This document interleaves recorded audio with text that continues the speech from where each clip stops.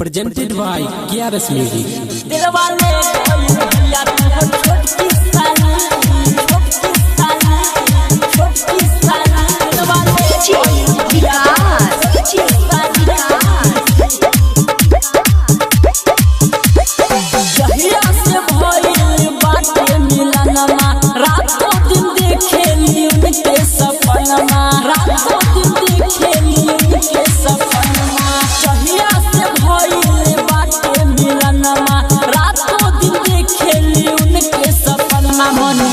लागे नाही रहे लागी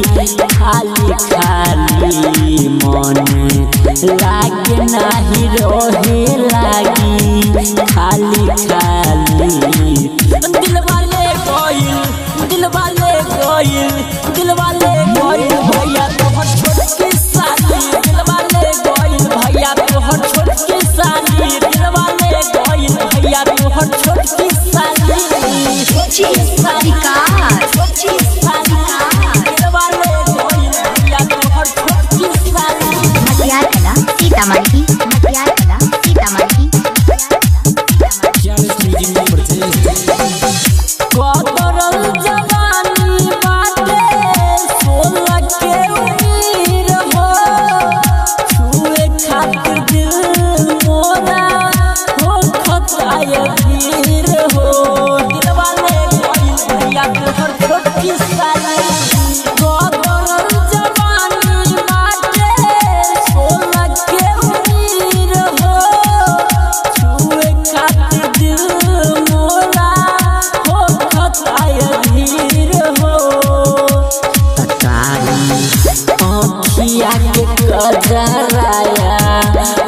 उठलानी कारी आँखिया के कजराया उठलानी दिल वाले कोई भैया तोहर छोटकी साली दिल वाले कोई भैया तोहर छोटकी साली दिल वाले कोई भैया तोहर छोटकी साली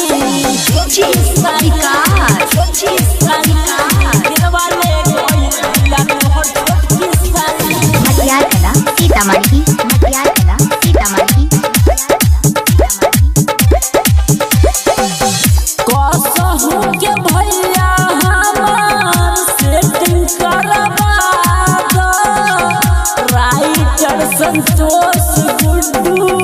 राजा से मिला दो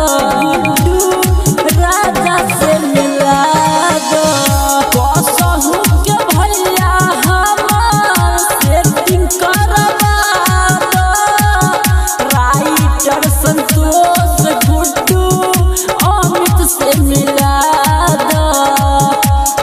ना तो कोई लाफारा